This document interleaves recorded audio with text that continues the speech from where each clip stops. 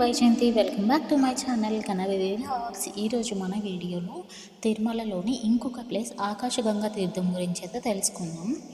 ఈ తీర్థం టైమింగ్స్ వచ్చేసి ఉదయం 6 గంటల నుండి సాయంత్రం 6 గంటల వరకు ఓపెన్లో ఉంటుంది. మీరు బెస్ట్ విజిట్ చేయాల్సిన టైమింగ్స్ ఏంటంటే ఉదయం 9 నుండి ఈవినింగ్ 5 లోపల మీరు విజిట్ చేయండి. బికాజ్ ఫారెస్ట్ ఏరియా కాబట్టి బెస్ట్ విజిట్ 9 to 5. ఇంకా ఇక్కడికి వెళ్ళడానికి తిరుమల బస్ స్టాండ్ నుండి తరచుగా ఒక 5 minutesకి ఒక బస్ అయితే ఉంటుంది. ఇంకా ప్రైవేట్ ట్యాక్సీస్ కూడా ఉంటాయి. ఇంకా ఆకాశగంగా తీర్థం గురించి అయితే తెలుసుకుందాం. శ్రీవారి ఆలయానికి ఉత్తర దిశగా సుమారు 3 కిలోమీటర్ల డిస్టెన్స్లో ఆకాశగంగా తీర్థం అయితే ఉంది. ఇక్కడి పవిత్ర జలపాతం నిరంతరం ప్రవహిస్తూనే ఉంటుంది. పురాణాల ప్రకారం శ్రీవారి వివాహ సమయంలో ఆకాశంలో ప్రవహిస్తున్న గంగా జలాన్ని ఇక్కడికి రప్పించి విందు కొరకు వంటలు చేశారు అని పురాణాలు చెబుతున్నాయి. అంజనాదేవి ఈ తీర్థ ప్రాంతంలోని ఒక పుష్కరం పాటు తపస్సు చేసి ఆంజనేయుడికి జన్మనిచ్చింది అని భక్తుల నమ్మకం. ఆకాశగంగకి ఈ పేరు ఎలా వచ్చింది? నంబి సేవ గురించి అయితే తెలుసుకుందాం. తిరుమల నంబి గారు పాప వినాశనానికి వెళ్ళి అక్కడి నుండి నీటి కుండ ఎత్తుకొని స్వామివారి సన్నిధికి చేర్చేవారు. స్వామివారికి నంబి తీర్థం తీసుకెళ్తుంటే స్వామివారు మరొక రూపంలో వచ్చి బాగా దాహంగా ఉంది, కొంచెం మంచినీళ్ళు ఇవ్వమని అడగగా అప్పుడు నంబి ఇది స్వామి అభిషేక జలం, మీరు అడగకూడదు, నేను ఇవ్వకూడదు అని అంటారు. వేటవాడుగా వచ్చిన స్వామి దాహం అడిగిన వారికి నీరు పోసి ప్రాణం పోయాలని అంటారు.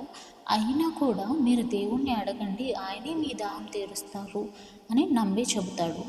నేను స్వామివారి దగ్గరకు వెళ్ళాలని పరుగున నంబి వెళుతుండగా స్వామివారు నంబి తీసుకెళ్తున్న కుండకి బాణం వేస్తారు.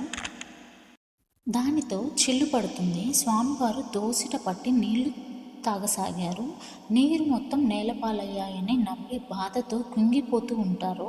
అది చూసిన స్వామి నివ్వెరపోయి నీ జలం ఇక్కడే ఉంది అని నంబిని తీసుకొని స్వామివారు 2 అడుగులు వేసి అక్కడి నుండి బాణంతో కొండని కొడతారు.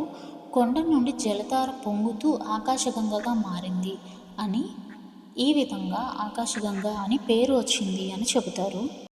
అప్పుడు గర్భాలయంలో జరిగిన అద్భుతం ఏంటంటే ఆలయంలో అభిషేకం జరుగుతుండగా స్వామివారి విగ్రహం నుంచి అలసటతో కూడిన స్వరం వినిపించింది. తిరుమల నంబి మార్గం మధ్యలో నీవు ఇచ్చిన చల్లని నీరు నా దాహాన్ని తీర్చింది అని స్వామివారు చెప్పడంతో అక్కడి వాళ్ళంతా ఆశ్చర్యపోతారు.